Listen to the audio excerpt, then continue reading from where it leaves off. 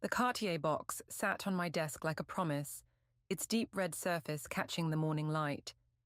I ran my fingers over the embossed logo, still hardly believing it was mine. After 3 years of 60-hour weeks and sacrificed weekends, validation had finally arrived in the form of this elegant little package. "Savannah, you've earned this."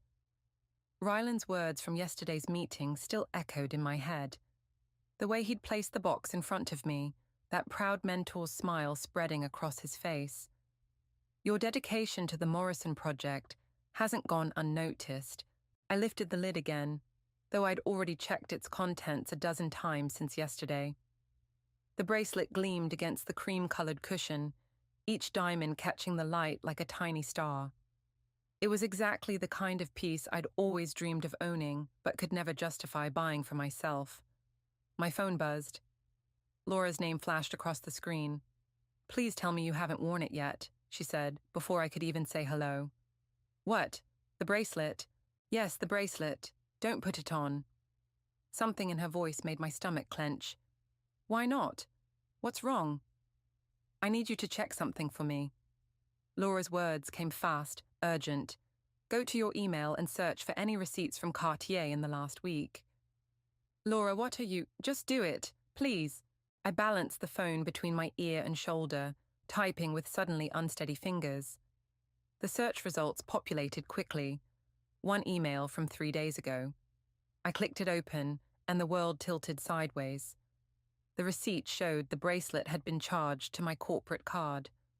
My corporate card that I hadn't used in weeks. "That's impossible," I whispered. "Ryland gave this to me as a bonus. For the Morrison project." "Check the timestamp on the purchase," Laura said quietly.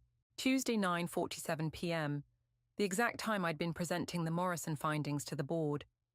"I don't understand." But even as I said it, understanding was seeping in like cold water. "How did you know to look for this?" "Because Luna from accounting mentioned something weird about expense reports this morning. She said Ryland's been pulling some creative accounting lately, especially with employee gifts." My eyes fixed on the bracelet, its sparkle now seeming less like starlight and more like sharp edges waiting to cut. "Savannah," Laura's voice softened, "there's more. Remember that dinner package he gave you last month, the one at Le Bernardin?" The memory of that evening, the perfect wine pairings, the way Ryland had insisted on ordering every course, suddenly felt hollow. "Don't tell me." "Your corporate card again, but he recorded it as a client meeting." My free hand clenched into a fist. All those late nights I'd spent perfecting presentations, believing I was proving myself. All those times he'd praised my potential, positioned himself as my champion. "He's been doing this for months, hasn't he?" The words came out barely above a whisper. "I think you need to look deeper," Laura said. "This isn't just about fancy dinners and jewelry. Luna said there's a pattern, and it's bigger than just you." The morning sunlight still streamed through my office window, but it felt colder now. I stared at the Cartier box, remembering Ryland's satisfied smile as he'd handed it to me. Not pride in my accomplishments, pride in his own manipulation. "What else did Luna say?" I asked, my voice steadier than I felt. "She couldn't tell me much, but she's worried enough that she's been keeping records." "And Savannah?" Laura paused. "She thinks someone's noticed her looking into it. Yesterday, her files were accessed without authorization." The implications hit me like a physical blow. This wasn't just about fraudulent gifts. This was about power, control, and something much darker lurking beneath the surface of our polished corporate world. My phone buzzed with another incoming call. Ryland's name flashed on the screen. "He's calling me right now," I told Laura. "Don't answer. We need to figure out what's really going on first." She hesitated. "What are you going to do with the bracelet?" I looked at the beautiful trap sitting on my desk, thinking of all the strings I hadn't known were attached. My fingers traced the edge of the box one last time before I snapped it shut.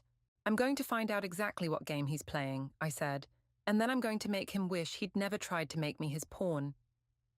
The office felt different now, like a stage set, where I finally noticed the artificial lights and painted backdrops. Every casual greeting, every friendly nod. I questioned it all. How many others were caught in webs they couldn't see? I'd moved the Cartier box to my bottom drawer, but I could still feel its presence like a splinter under my skin. My corporate card sat next to my keyboard, innocent-looking, despite the betrayal it represented. "Savannah?" Ryland's voice made me flinch. He stood in my doorway, radiating that practiced concern that I'd once found so reassuring. "You missed my call earlier. Everything okay?" I forced a smile. "Sorry, I was deep in the quarterly reports." The lie came easily, surprising me. "Was just about to call you back." He stepped into my office, closing the door behind him. My pulse quickened. "The bracelet fit all right?" His eyes flickered to my bare wrists. "Actually..." I pulled the box from my drawer, watching his expression carefully. "I wanted to talk to you about that." Something shifted in his face, so subtle I would have missed it before. "Is there a problem? I received an interesting email this morning." I kept my voice light, professional. "A receipt for the bracelet, charged to my corporate card." Ryland's laugh was immediate, practiced. "Oh, that. Simple mix-up in accounting. I meant to have that transferred to my personal account." He leaned forward, voice dropping conspiratorially. "Between us, the company's been a bit strict about gifts lately. I wanted to recognize your work without dealing with red tape." The explanation was smooth, reasonable. 3 days ago, I would have accepted it without question. But now... "Like the dinner at Le Bernardin?" I asked. His smile flickered. "That was a client meeting." "Really?" "Because I checked the calendar. No clients were booked that night." Silence stretched between us. Outside my office, phones rang and keyboards clicked, the mundane soundtrack to this moment of unraveling. "Savannah." Ryland's voice softened to that mentoring tone I'd heard so often. "I think you might be misinterpreting things. We've always had a great working relationship. I'd hate to see that damaged by some accounting confusion." "Confusion?" The word tasted bitter. "Is that what you call unauthorized charges, creative expense reporting?" His expression hardened. "Be careful with accusations like that. They have consequences." "Are you threatening me?" "I'm advising you."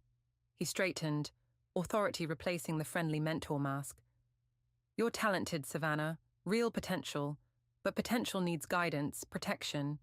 The corporate world isn't always kind to lone wolves." The threat was clear beneath his words. My hands trembled slightly, but I kept my voice steady. "Thank you for the advice. And the bracelet, but I think there's been a misunderstanding." I held out the red box. "I can't accept this." Ryland didn't take it. Instead, he smiled. A new smile. One I'd never seen before. "Keep it. Consider it a reminder of everything we've built together." He moved to the door, pausing with his hand on the handle. "Oh, and about the Morrison project. Let's meet tomorrow to discuss some adjustments to your role." The door clicked shut behind him. I sat there, heart pounding, the Cartier box still in my outstretched hand. My phone buzzed. Laura. "I just saw Ryland leaving your office," she said. "Are you okay?" "No." My voice shook. Laura, he basically threatened my position. The Morrison project." I stopped, a horrible thought forming. "Wait, the Morrison numbers. I need to check something." I pulled up the project files, scanning through spreadsheets I'd reviewed countless times. But now I was looking with new eyes, seeing patterns I'd missed before. "Oh God," I whispered. "What is it?" "The revenue projections. They're inflated, significantly."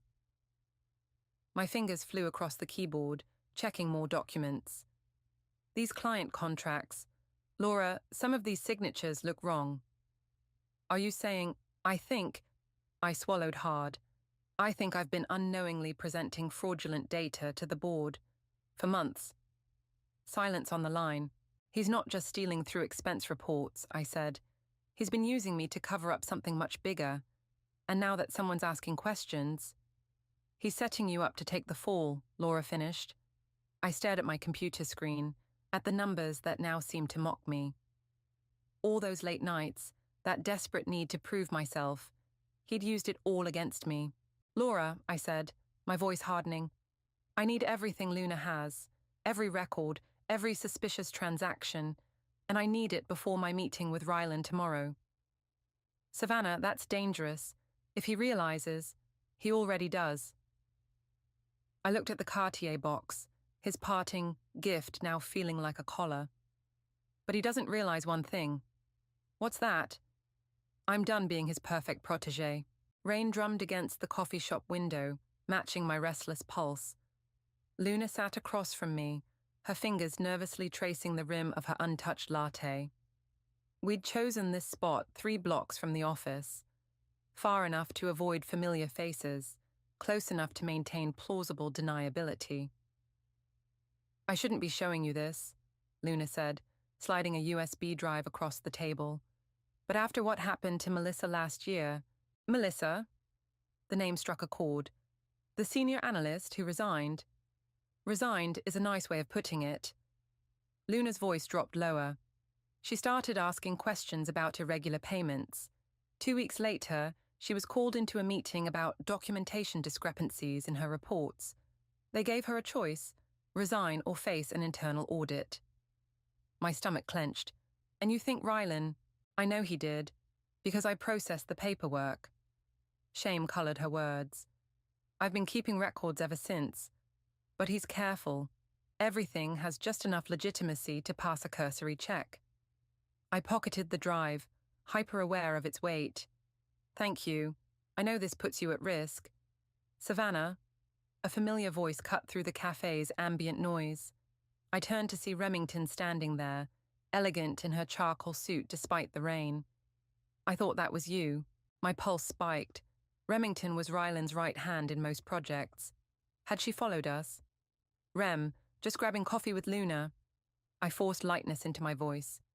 You remember Luna from accounting? Of course. Remington's smile didn't reach her eyes. Interesting choice of venue. Bit far from the office. Sometimes you need a change of scenery, Luna said, standing abruptly. I should head back. Those expense reports won't process themselves. I watched her hurry out into the rain, praying I hadn't just exposed her. When I turned back, Remington had taken her seat. Funny thing, she said, studying me. Ryland mentioned you've been asking about expense reporting procedures. Just trying to understand the process better. I met her gaze steadily, though my hands trembled beneath the table. Really? Because he seemed concerned, you might be misinterpreting things. Did he send you to check on me? Remington's expression softened unexpectedly. No, I came to warn you. That caught me off guard. What? Listen carefully, Savannah. Tomorrow morning, IT will audit your computer. They'll find emails suggesting you've been manipulating project data. By lunch, HR will be involved. Ice spread through my veins. How do you know this? Because I've seen it before. She glanced around before continuing. 3 years ago, I was you. Rising star, dedicated worker, perfect target, the gifts, the mentoring, the gradual involvement in projects just slightly over the line. What happened? I played along. Bitterness edged her words. Became the perfect accomplice instead of the perfect scapegoat. It was that, or lose everything I'd worked for. Understanding dawned. That's why you're always at his side. Better the devil's right hand than under his boot. She stood, adjusting her blazer. You have until tomorrow morning. Whatever you're planning, do it fast. Why are you helping me? Remington paused. Because I see myself in you, and because... She hesitated. Because maybe this time someone can actually stop him. After she left, I sat there watching rain streak down the window, mind racing. The USB drive felt heavier than ever in my pocket. My phone buzzed. Laura, where are you? She asked. I just saw Luna practically running through the lobby. Get Daniel, I said. Meet me at my place in an hour. And Laura, bring your laptop. We've got one night to save everything I've worked for. What's happening? I thought of Melissa, of Remington's bitter confession, of all the others who'd faced this choice before me. Ryland's making his move tomorrow. But this time he's picked the wrong target. Savannah, you're scaring me. Good. I stood, gathering my courage with my belongings. Because I'm done being scared. It's his turn.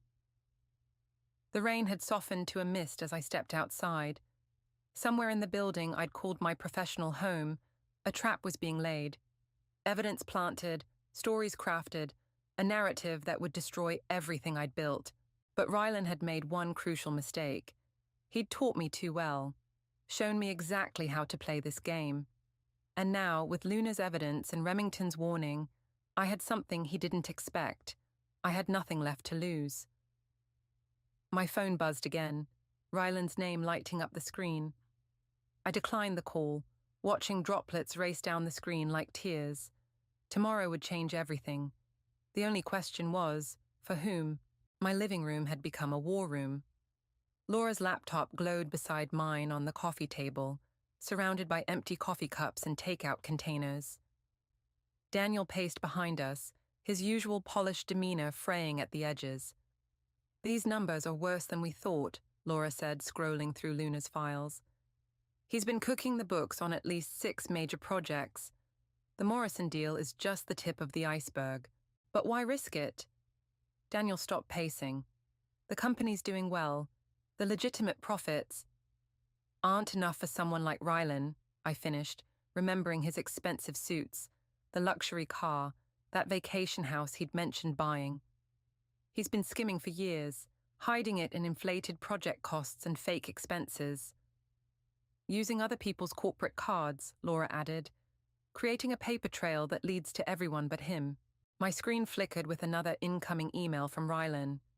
Third one tonight, each subject line more urgent than the last. Daniel leaned over my shoulder. You should answer him. Keep him thinking you're still his perfect protege. No. I closed the laptop. The moment I engage, he'll start crafting a new narrative. Right now, he's off balance. Speaking of narratives, Laura turned her screen toward me. Look what I found in the encrypted files. My breath caught. On the screen was a draft email, addressed to the board, detailing concerns about my handling of the Morrison project. The date was from 3 weeks ago, long before I'd discovered anything wrong. He's been planning this for months, I whispered. There's more. Laura's voice was gentle. Remember that promotion you were up for last quarter? The one that went to Marcus instead? What about it? According to these emails, you were the board's first choice. Rylan blocked it. The revelation hit like a physical blow. All those extra hours I'd pulled, believing I just needed to prove myself more. All while he'd been actively holding me back, keeping me dependent on his mentorship. Bastard, Daniel muttered. My phone lit up, Zoe calling. I almost declined until I remembered she worked in IT. Savannah, her voice was hushed, urgent. You need to get to the office, now. It's almost midnight. They're moving faster than expected. The system audit is already running. By morning, on my way. I grabbed my coat. Laura, Daniel, keep digging. Forward anything crucial to my personal email before they lock me out. You can't go alone, Laura protested. She won't. Daniel grabbed his keys. I know the night security team. I'll get her in. The drive was tense. Rain starting up again as we pulled into the empty parking garage. Daniel's security clearance got us through the lobby, but my heart still pounded with every camera we passed. 10 minutes, he whispered as we reached my floor. I'll keep watch. My office looked untouched, but my computer was running. The audit program silently combing through years of emails and files. I pulled out Luna's USB drive, hands shaking slightly as I began the file transfer. A shadow fell across my desk. I had a feeling you'd come. I spun to find Remington in the doorway, her expression unreadable. Are you here to stop me? I asked, my finger hovering over the keyboard. No. She stepped inside, closing the door. I'm here to help you understand what you're really up against. She placed a folder on my desk. Before you go nuclear, you need to see this. Inside were photos. Rylan at dinner with various executives, including several board members. Private meetings, expensive restaurants, handshakes that looked more like promises. He's not working alone, I realized. The Morrison Project, it goes all the way up. Ryland's their golden boy because he makes certain problems disappear and certain profits appear. My carefully constructed plan suddenly felt naive. So even with proof, they'll bury it, and you. Remington's eyes held something like sympathy. Unless what? Unless you have something they can't bury, something that would hurt them more than it hurts you. A new email popped up on my screen, from Laura. She'd found something in Luna's files, something about offshore accounts and board member names. I might, I said slowly, but I'll need help. Remington studied me for a long moment. You understand there's no going back. Not from this. I thought of all the others who'd faced this choice. Melissa, Luna, Remington herself. Each forced to decide between submission and destruction. Going back was never an option, I said. Not really. She nodded once. Decision made. Then let's make it count this time. My phone buzzed again, Ryland's name lighting up the screen like a warning, but this time I smiled. Let him call, let him worry. Tomorrow wouldn't go the way he planned. Not even close. Morning light filtered through the office windows, but I hadn't slept. My blazer felt like armor as I walked past familiar faces, wondering which ones knew what was coming. The USB drive in my pocket might as well have been radioactive. Savannah. Elijah's voice stopped me halfway to my desk. The senior executive rarely ventured to our floor. A word? His office was all mahogany and morning sun, the kind of space that screamed authority. I'd always admired it from afar. Now it felt like walking into a trap. Ryland tells me you've been raising concerns about the Morrison Project, he said, settling behind his desk.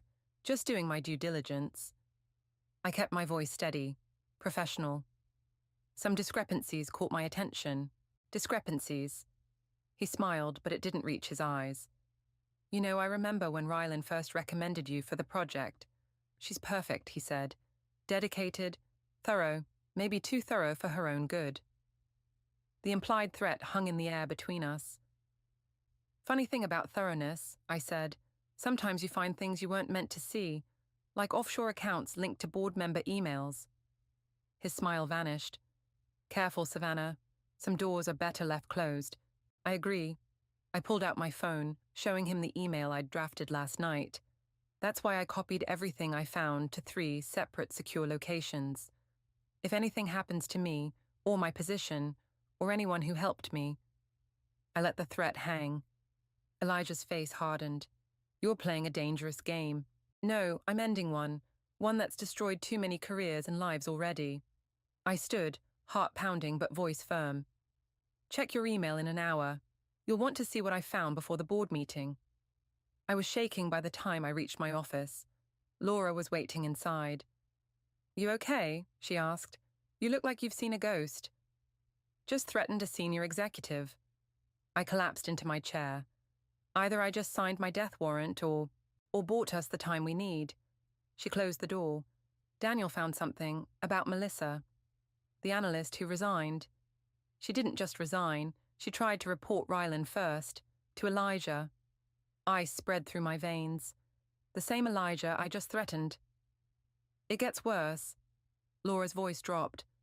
2 days after she filed the report, her entire work history was altered. Performance reviews, project documentation, everything. They erased 5 years of achievements overnight. My computer chimed. An incoming message from Remington. Meeting in conference room B, now. Bring everything. It's starting, I whispered. The conference room was eerily quiet when we arrived. Remington sat with Daniel and Luna, their faces grim. A laptop was open between them. They're moving faster than we thought, Remington said without preamble. Board meeting's been moved up to noon. They're planning to present evidence of your misconduct. But we have proof. They don't care about proof. Luna's voice shook. They care about protecting themselves. The story's already written. You're the ambitious young executive who manipulated data for personal gain. Ryland's the mentor who discovered the deception. Then we release everything, I said. All of it. The offshore accounts, the altered records. They'll bury you, Daniel cut in. Just like Melissa. No, I pulled out the USB drive. They won't, because this time we have something they didn't expect. I plugged in the drive, pulling up files Laura and I had discovered last night. Emails, transaction records, board member names linked to numbered accounts. Melissa documented everything, I explained. But she played it safe, went through proper channels. We won't make that mistake. What are you suggesting? Remington asked. We don't just expose Rylan. We expose everyone, the whole system. I met each of their eyes. But I won't ask any of you to risk. I'm in, Luna said immediately. Me too, Daniel added. Remington studied the screen, then nodded slowly. They'll come after all of us. Let them try. I straightened, feeling stronger with each ally. We have 2 hours until the board meeting. Time to remind them why you shouldn't back an honest person into a corner. My phone lit up. Rylan calling again. This time I answered. Savannah, his voice oozed concern. We need to talk about your recent behavior. Yes, we do, I cut him off. In fact, let's talk about it in front of the board. Noon work for you? Silence then. Don't do anything you'll regret. Too late. I ended the call, turning to my allies. Ready to burn it all down? 4 determined faces looked back at me. Outside, the morning sun climbed higher, counting down to noon. To truth, to justice, to war. 11:45. The conference room felt like a powder keg, each passing minute bringing us closer to detonation. Laura and Daniel were positioning laptops around the table, while Luna nervously checked and rechecked our documentation. They're calling in security, Remington announced, striding in. Extra guards posted at every entrance, and... She hesitated. Zoe from IT just got escorted out. My stomach dropped. What? Why? They found out she warned us about the audit.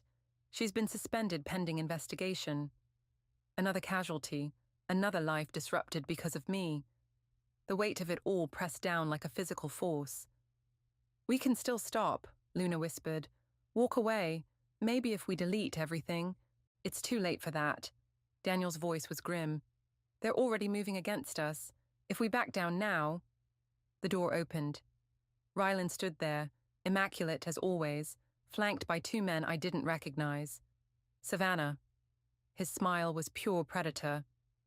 I thought we might have a private chat before the board meeting, clear up any misunderstandings. Nothing to clear up, I said, proud of how steady my voice remained. Everything's quite clear now. Is it? He stepped closer. Because from where I stand, I see a talented young executive about to throw away a promising career. Over what? Some accounting irregularities, office politics. Over fraud, manipulation, lives destroyed. Lives built, he corrected. Every person in this room has benefited from the system you're so eager to tear down. Ask Remington about her bonus last quarter. Or Daniel about his client portfolio. I glanced at them. Neither would meet my eyes. You see? Rylan's voice softened. We're all part of the same machine, Savannah. Sometimes the gears need greasing. That's all. And Melissa, was she just a gear that needed greasing? Something dangerous flashed in his eyes. Melissa made choices. Poor ones. Don't make the same mistake. Actually, a new voice said, I'd say her choices were excellent. We all turned. Melissa herself stood in the doorway, elegant and composed. Beside her was Elijah, holding a familiar red Cartier box. Interesting gift this, Elijah said, setting the box on the table. Purchased with a corporate card, logged as a client expense, then gifted to an employee who never actually received it. Just one small thread in a very tangled web. Rylan's facade cracked slightly. Elijah, whatever she's told you. She hasn't told me anything, yet. Elijah turned to me. But I believe you have something to share, Savannah.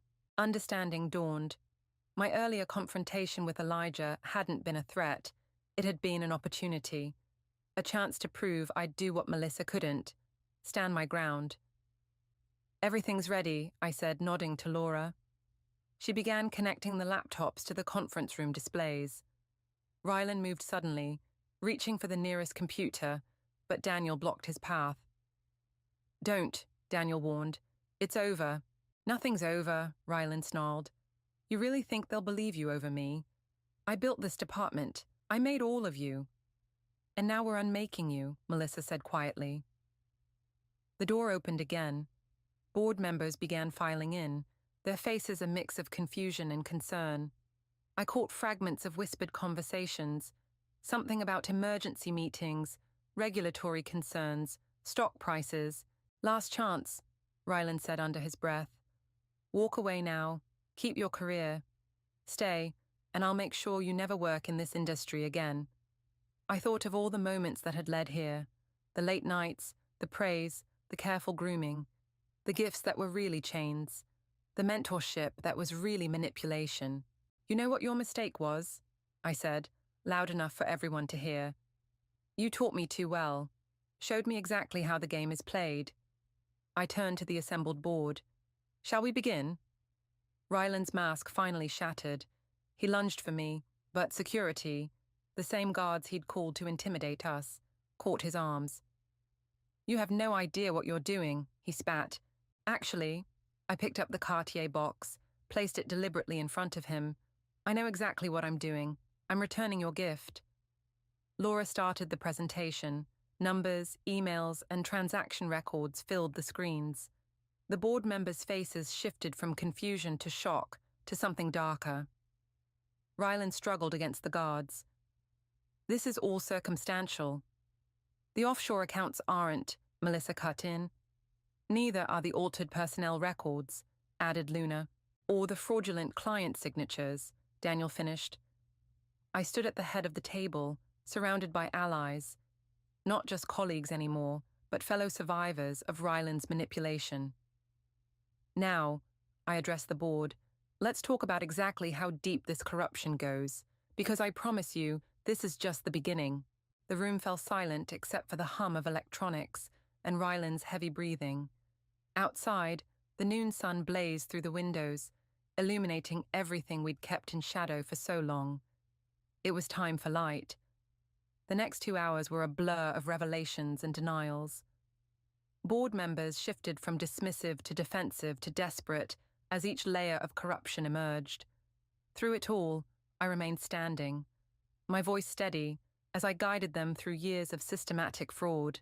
"These signatures," I highlighted a contract on the screen, "were forged after the clients had already rejected the terms. The real agreements show completely different numbers." "That's impossible," one board member protested. "Our audit team was deliberately understaffed and misdirected," Melissa cut in. "I have emails proving it." Rylan sat silent now, his earlier rage replaced by calculating observation. That scared me more than his outburst had. A cornered predator was most dangerous when quiet.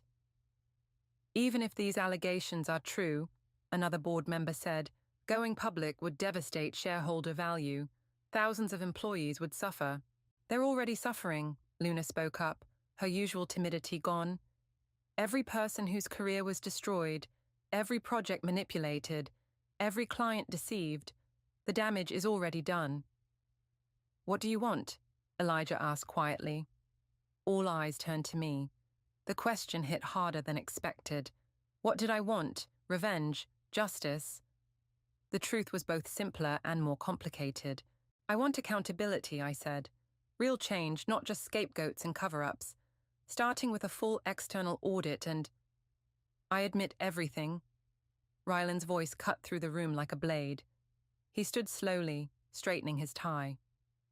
"The fraud, the manipulation, all of it," he continued.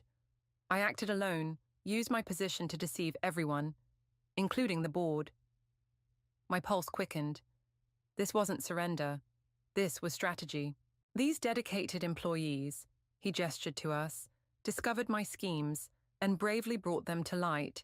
They deserve commendation, not punishment." The board members exchanged glances. A perfect solution was being offered.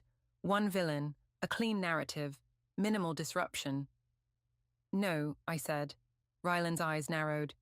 Savannah, I'm confessing. Giving you what you wanted. What I want is the truth. All of it.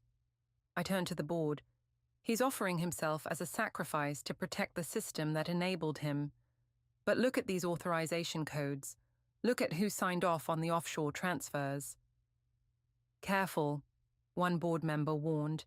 You're making accusations. I'm stating facts, I shot back. Facts documented in files that, as of an hour ago, are in the hands of 3 separate law firms. If anything happens to anyone in this room, if anyone faces retaliation, those files go public. Silence fell. I could feel Laura and Daniel's tension, Luna's fear, Melissa's quiet support. Everything hinged on this moment. Ryland moved with startling speed, grabbing my arm. You ungrateful... Several things happened at once. Security stepped forward.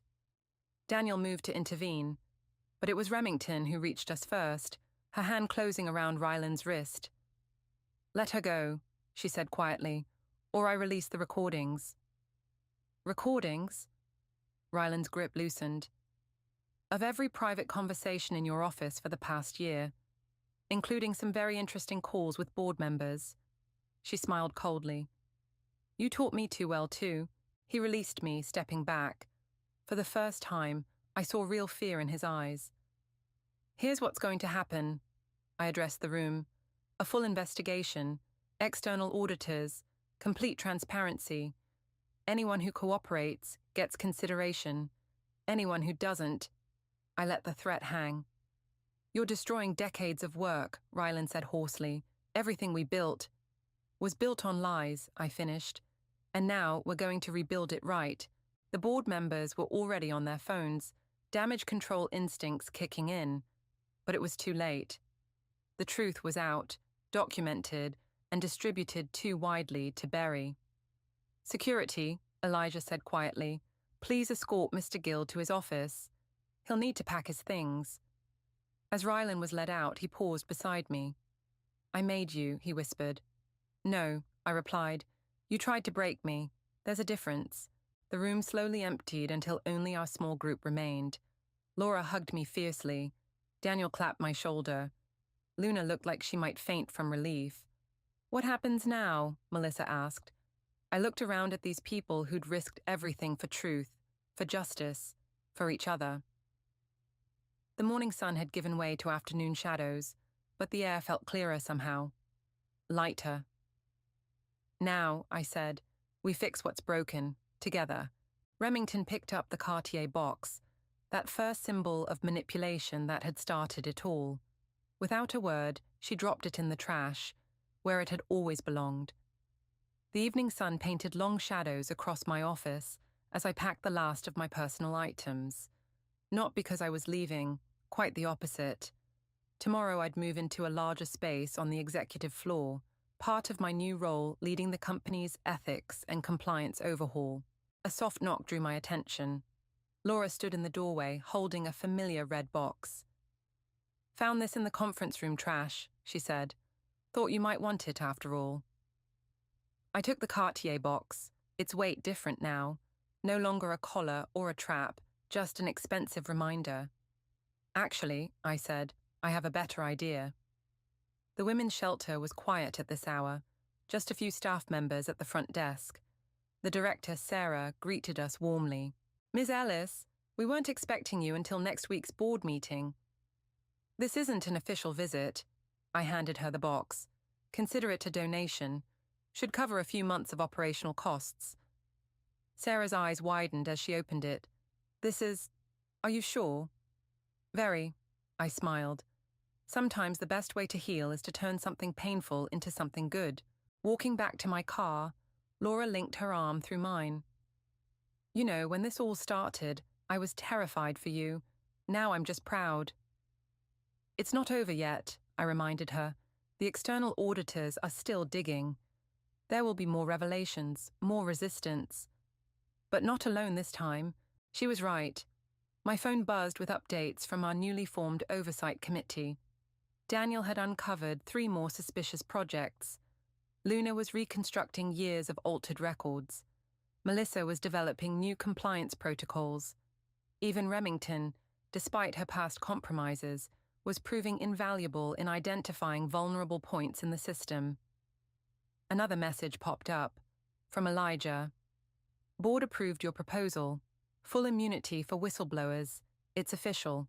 Good news? Laura asked, noting my smile. The best kind. The kind that protects people.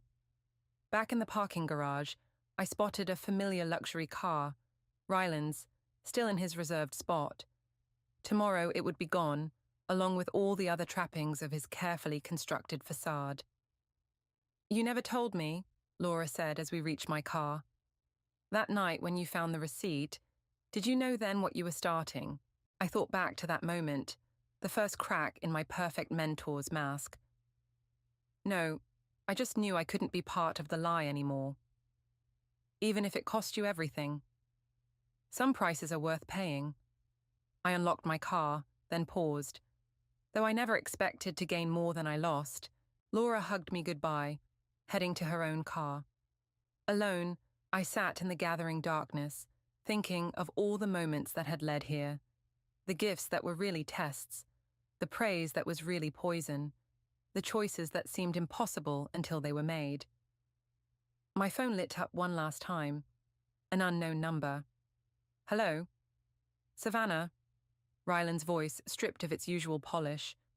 I just wanted you to know, I meant what I said, about your potential. I know you did. That's what made you dangerous. We could have done great things together. No, I said firmly. You would have done things through me. There's a difference. A long pause. You really think you can change things? The system's bigger than any of us. Maybe, but doing nothing changes nothing. Careful, he said softly. That kind of idealism can get expensive. Some things are worth the cost. I started my car. Goodbye, Rylan. I ended the call before he could respond. Tomorrow would bring new challenges, new battles, new attempts to maintain the status quo. But tonight, driving home through the city lights, I felt something I hadn't experienced since finding that first receipt. Peace. Not because the fight was over. It was just beginning. Not because victory was certain. Nothing ever was. But because I'd finally learned the truth about power. It doesn't lie in the ability to manipulate others, but in the courage to stand firm when they try to manipulate you. The Cartier bracelet would help women escape their own toxic situations. Ryland's carefully constructed system was crumbling, and I was exactly where I needed to be. Not a protégé or a victim, or even a victor. Just someone who chose truth over comfort, right over easy, and found herself stronger for it. Sometimes the most valuable gifts are the ones we give ourselves, like the power to say no, the strength to stand alone, and the wisdom to recognize that, in the end, we rarely are.